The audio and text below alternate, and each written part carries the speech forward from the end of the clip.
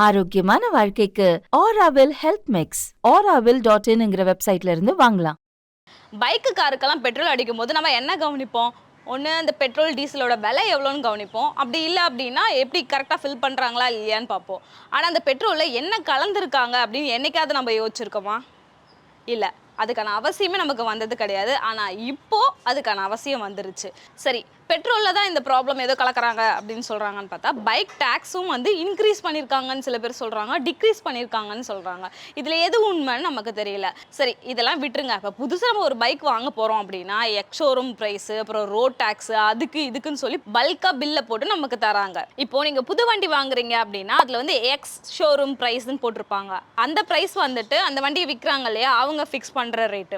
அதுக்கப்புறம் ரெஜிஸ்ட்ரேஷன் சார்ஜஸ்ன்னு போட்டிருப்பாங்க. அது எதுக்குன்னா நீங்கள் வந்து ஆர்டிஓ எடுத்துகிட்டு போயிட்டு அவங்க செக் பண்ணிவிட்டு இது ஓகே தானா அப்படின்னு அவங்க வெரிஃபை பண்ணி இது பண்ணுவாங்க. அந்த அமௌண்ட்டு, அப்புறம் ஸ்டாம்ப் சார்ஜஸ், அப்புறம் வந்துட்டு ரோட் டேக்ஸ், இதெல்லாம் சேர்த்து போட்டு தான் உங்களுக்கு வந்து ரெஜிஸ்ட்ரேஷன் சார்ஜஸ்ன்னு போடுவாங்க.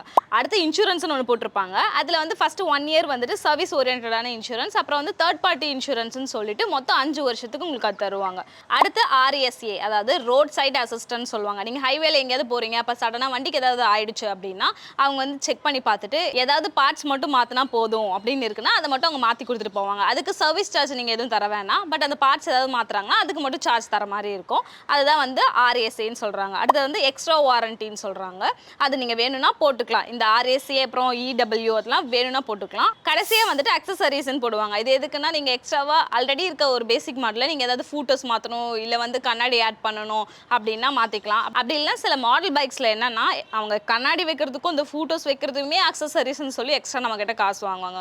ஸோ உங்களுக்கு இதெல்லாம் வேணும், அதாவது RSA வேணும்னா வச்சுக்கலாம், எக்ஸ்ட்ரா வாரண்டி EW வேணும்னா வச்சுக்கலாம், அக்சசரிஸ் வேணும்னா வச்சுக்கலாம். இல்லைனா நீங்கள் அதை மென்ஷன் பண்ணி எனக்கு இதெல்லாம் வேணாம் அப்படின்னு சொல்லி நீங்கள் ரிமூவ் பண்ணிக்கலாம். நீங்கள் அப்படி ரிமூவ் பண்ணாலே பார்த்தீங்கன்னா ஒரு 10,000 கிட்ட நீங்கள் அதுலேருந்து ரெடியூஸ் பண்ணிக்க முடியும்.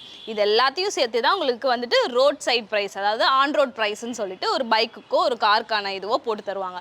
ஸோ அந்த மாதிரி இன்வாய்ஸ் கொடுக்குறாங்க அப்படின்னா இதெல்லாம் எதுக்குன்னு கேட்டு தெரிஞ்சுக்கிட்டு வேணும்னா நீங்கள் வச்சுக்கலாம், இல்லைனா ரிமூவ் பண்ணிவிட்டு ஆக்சுவல் ப்ரைஸ் என்னவோ அதை நீங்கள் கொடுக்கலாம். இப்போது 350cc என்ஜின் கெப்பாசிட்டிக்குள்ளே இருக்க ஒரு பைக் நீங்கள் வாங்குறீங்க அப்படின்னா இப்போ வந்து GST 28%. ஆனால் இப்போ ப்ரொப்போஸ் பண்ணியிருக்காங்கல்ல, புதுசாக ஒரு GST வரப்போகுதுன்னு சொல்கிறாங்கல்ல, அது வந்துச்சு அப்படின்னா அது 18% குறையும். ஆனால் இப்போ நீங்கள் 350cc மேலே இருக்க ஒரு பைக்கை நீங்கள் வாங்குறீங்க அப்படின்னா இப்போ கரண்ட்டாக வந்து 28% GST, அப்புறம் 3% செஸ் டேக்ஸ் போட்டு 31% நம்ம வந்து டேக்ஸாக பே பண்ணணும் புதுசாக பைக் வாங்கும் போது. அதுவே நீங்கள் இப்போ ப்ரொப்போஸ் பண்ண GST வந்துச்சு அப்படின்னா 40% நம்ம பே பண்ணுற மாதிரி இருக்கும். அதாவது 9% வந்து எக்ஸ்ட்ராவாக பே பண்ணுற மாதிரி இருக்கும். இப்போ எக்ஸாம்பிளுக்கு சில பைக்ஸ்லாம் பார்க்கலாம். இப்போ இருக்க GST போட்டால் அதுக்கு எவ்வளோ அமௌண்ட் வருது, இன்கேஸ் 40% மாற்றிட்டாங்க அப்படின்னா அந்த பைக்ஸ்லாம் எவ்வளோ ரேட் வருது அப்படின்னு நம்ம பார்க்கலாம். முக்கியமாக இந்த ராயல் என்ஃபீல்டு, KTM, ஜாவா, ஹர்லே அப்படின்னு சில பைக்ஸ்லாம் இருக்குல்ல, அதோட ரேட்ஸ்லாம் வந்து இன்னும் இன்க்ரீஸ் ஆகும் அப்படின்ற மாதிரி கெஸ் பண்ணியிருக்காங்க. இப்போ வந்து ஹிமாலயன் எடுத்துக்கலாம். அது வந்து 450cc. இதோட எக்ஸ்ஷோரூம் ப்ரைஸ் பார்த்துட்டிங்கன்னா 2,90,000 கொடுத்துருக்காங்க. அதுக்கு 31% GST போட்டோம் அப்படின்னா 89,900 rupees போட்டிருக்காங்க. அதுவே நம்ம 40% GST போட்டோம்னா 1,16,000. அதாவது 89,900 rupees எங்கே இருக்குது, 1,16,000 எங்கே இருக்குது. இப்போ KTM வந்து எடுத்துக்கலாம். இது வந்து 390cc சொல்கிறாங்க. இதோட எக்ஸ்ஷோரூம் ப்ரைஸ் பார்த்துட்டிங்கன்னா 3 lakh above இருக்குது. அதுக்கு வந்து 31% GST போட்டோம்னா 1,14,000 சொல்கிறாங்க. அதுவே 40% GST போட்டோம்னா 1,49,000 வருது. ஸோ இது வந்து நமக்கு என்ன தெரியுது அப்படின்னா, நீங்கள் 350cc கீழே வாங்குறீங்க அப்படின்னா உங்களுக்கு லக்கு. இல்லை நீங்கள் இந்த மாதிரி KTM பைக்கு, லக்ஸுரியான பைக் தான் நீங்கள் வாங்கணும், ஸ்போர்ட்ஸ் பைக்லாம் வாங்கணும் அப்படின்னா நம்ம எக்ஸ்ட்ராவாக காசு பே பண்ணுற மாதிரி இருக்கும். ஸோ நீங்கள் ஏதாவது லக்ஸரி இந்த மாதிரி KTM, ஜாவா, ராயல் என்ஃபீல்ட்லாம் வாங்கணும்னு நினைக்கிறீங்க அப்படின்னா இதுதான் கரெக்டான டைம், நீங்கள் வாங்கிக்கோங்க. இன்கேஸ் நீங்கள் வந்து 350cc இருக்க பைக்கு தான் வாங்க போகிறீங்க அப்படின்னா கொஞ்சம் வெயிட் பண்ணியே வாங்குங்க. இந்த அப்டேட் வந்துருச்சு அப்படின்னா 28% 18% GST குறைஞ்சிரும். அப்போ அது நமக்கு லாபம் தான். அடுத்து வந்துட்டு இந்த பெட்ரோல் ஏதோ கலக்குறாங்கன்னு சொன்னல, அது வந்து எத்தனால் அப்படின்ற ஒரு கெமிக்கல் தான். இது இப்போதான் கலக்குறாங்களா, இதுக்கு முன்னாடி கலக்கலையா அப்படின்னு கேட்டால் முன்னாடியிலேருந்தே இது கலந்துட்டு தான் இருக்காங்க. 2003லேருந்தே இது கலந்துட்டு தான் இருக்காங்க. ஆனால் பர்சன்டேஜ் தான் டிஃப்ரெண்ட். அப்போ வந்து ஒரு 5%, அதுக்கப்புறம் ஒரு 10%, இப்போ வந்து அது 20% அது இன்க்ரீஸ் பண்ணியிருக்காங்க. அவ்வளோதான். பெட்ரோலில் மட்டும்தான் இந்த எத்தனால் வந்து மிக்ஸ் பண்ணுறாங்களான்னு கேட்டால் ஆமாம், பெட்ரோலில் மட்டும்தான் பண்ணுறாங்க. டீசலில் வந்து இது மிக்ஸ் பண்ண கிடையாது. இந்த எத்தனால் வந்து இதுலேருந்து எடுக்கிறாங்க அப்படின்னு பார்த்தீங்கன்னா சுகர் கேன், அதாவது கரும்பு, அப்புறம் மக்காச்சோளம், ரைஸ், இதுலேருந்து தான் அந்த எத்தனால் வந்து எடுக்கிறாங்க. எத்தனால் இப்போ வந்து எதுக்கு கலக்குறாங்கன்னா அதுக்கு நிறைய ரீசன்ஸ் இருக்குது. மெயின் ரீசன் என்ன அப்படின்னு பார்த்துட்டிங்கன்னா குருடாயிலேருந்து தான் பெட்ரோல் எடுக்கிறாங்க. இது நமக்கு எல்லாருக்கும் தெரிஞ்ச விஷயம் தான். இது இம்போர்ட் பண்ணுறதுக்கே நிறைய காசு ஆகுது. அதாவது கோடி கணக்கில் வந்து நம்ம காசு வந்து அதுக்கு ஸ்பெண்ட் பண்ணிட்டு இருக்கோம். இன்கேஸ் நம்ம இந்த எத்தனாலை மிக்ஸ் பண்ணி இது பண்ணோம் அப்படின்னா அதுக்கான காஸ்ட் வந்து குறையும். செகண்ட் வந்து நம்ம இன்னொரு, அதாவது இந்த அப்ராட்லேருந்து தான் நம்ம குருடா எல்லாம் வாங்கிட்டு இருக்கோம். ஸோ நம்ம இன்னொரு நாட்டு மேலே இந்த எனர்ஜி ஓரியன்டாக வந்து நம்ம டிபெண்ட் பண்ணியிருக்க கூடாது. நம்மளோட ஓன் எனர்ஜியை நாமளே வந்து செய்யணும் அப்படின்றதுக்காகவும் ஃபியூச்சரில் வந்துட்டு இது இன்க்ரீஸ் பண்ணிக்கலாம் அப்படின்ற ஒரு ரீசனுக்காகவும் தான் இது பண்ணியிருக்காங்க. சரி, இந்த எத்தனால் மிக்ஸ் பண்ணுறதுனால கவர்மெண்ட்க்கு மட்டும் தான் ப்ராஃபிட் இருக்கா அப்படின்னு கேட்டால் கிடையாது.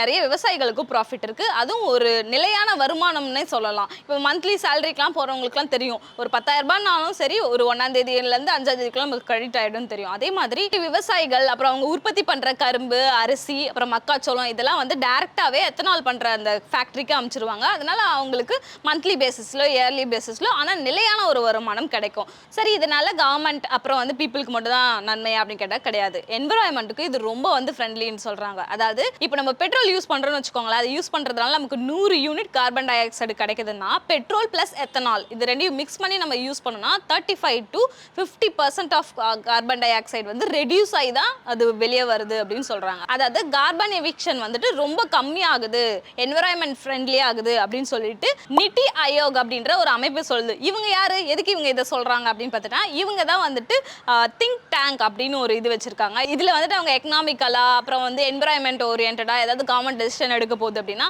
இது ஓகே தானா, ஓகே இல்லையா, வேற என்ன சஜஷன் பண்ணலாம், இன்னும் எப்படி பெட்டரா பண்ணலாம் அப்படின்னு உங்களுக்கு வந்து ஆலோசனை சொல்லுவாங்க. அந்த மாதிரி ஒரு அமைப்பு தான் நிதி ஆயோக் அப்படின்றது.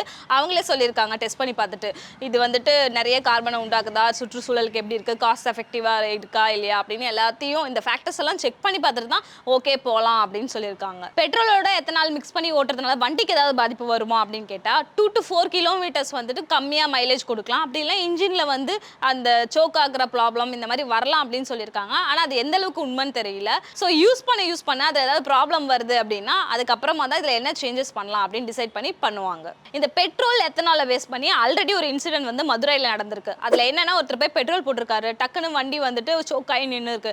என்னன்னு பார்க்கும்போது பெட்ரோலில் வந்து தண்ணி கலந்து எது ஊற்றிட்டாங்களோ அப்படின்னு அவங்க செக் பண்ணி பார்த்துருக்காங்க. அங்கே போய் கேட்டிருக்காங்க, நீங்கள் பெட்ரோலில் வந்து தண்ணி கலந்து தானே போட்டிங்க, அதனால தான் என் வண்டி வந்து இப்படி ஆயிடுச்சு அப்படின்னு சொல்லி செக் பண்ணி பார்த்தவங்க சொல்லியிருக்காங்க. அதுக்கு தமிழ்நாடு பெட்ரோலியம் டீலர் அசோசியேஷன் என்ன சொல்லியிருக்காங்கன்னா, இங்கே பாருப்பா நான் பெட்ரோலில் தண்ணியெல்லாம் கலக்கல, எத்தனால் போல் கலந்துருக்கு, அதனால தான் இப்படி வந்திருக்கலாம் அப்படின்னு எத்தனால் மேலே வந்து அந்த பிளேமை வந்து தூக்கி போட்டிருக்காங்க. ஸோ இந்த மாதிரி ஜிஎஸ்டியாக இருந்தாலும் சரி, பெட்ரோலாக இருந்தாலும் சரி, மக்களை பாதிக்கிற மாதிரியோ இல்லை அப்கிரேட் பண்ணுற மாதிரி எந்த விஷயமா இருந்தாலும் சரி சட்டுன்னு கொண்டு வந்துட முடியாது. கரெக்டாக? ஸோ என்ன பண்ணியிருக்காங்கன்னா சுப்ரீம் கோர்ட்டில் வந்துட்டு இந்த மாதிரிலாம் அங்கே சேஞ்சஸ் பண்ண போகிறோம் அப்படின்னு சொல்லி அந்த ப்ரொபோசல் எடுத்துகிட்டு போகும்போது அவங்க என்ன சொல்லியிருக்காங்க அப்படின்னா, நோ பண்ணாதீங்க அப்படின்னு சொல்லிட்டு இப்போதைக்கு டிஸ்மிஸ் பண்ணியிருக்காங்க. இது ஃபர்தராக வந்துட்டு ஒர்க் அவுட் பண்ணி ஓகே எடுத்துகிட்டு வரலாம் அப்படின்னு எடுத்துகிட்டு வந்தாலும் எடுத்துகிட்டு வரலாம், இல்லை வேணாம் அப்படின்னு சொல்லி டிஸ்மிஸ் பண்ணாலும் பண்ணலாம். ஸோ இந்த வீடியோ பார்த்துட்டு இருக்க நீங்கள் எத்தனால் யூஸ் பண்ண பெட்ரோல்னால தான் உங்கள் பைக்குக்கு ஏதாவது ஆயிடுச்சு அப்படின்னு நீங்கள் நினச்சிங்க அப்படின்னா அது மறக்காமல் கமெண்ட்டில் சொல்லுங்கள். இல்லை வேறு என்ன சேஞ்சஸ் கொண்டு வந்தால் நல்லாயிருக்கும், இது இப்படி மாற்றிருக்கலாம் அப்படின்னு நீங்கள் நினைக்கிறீங்களோ அது எல்லாத்தையுமே மறக்காமல் கமெண்ட்டில் சொல்லிவிடுங்க. அப்புறம் என்ன கொடுக்குது? இது எங்க கொடுக்குது? நம்ம தானே அதை கொடுத்துக்கிட்டு இருக்கோம். அத கேட்கல, மைலேஜ் என்ன கொடுக்குதுன்னு கேட்டேன். மைலேஜ் 50 கொடுக்குதுண்ணே. 50? ஏயா எனக்கு மட்டும் 45, உனக்கு மட்டும் அப்புறம் 50 கொடுக்க.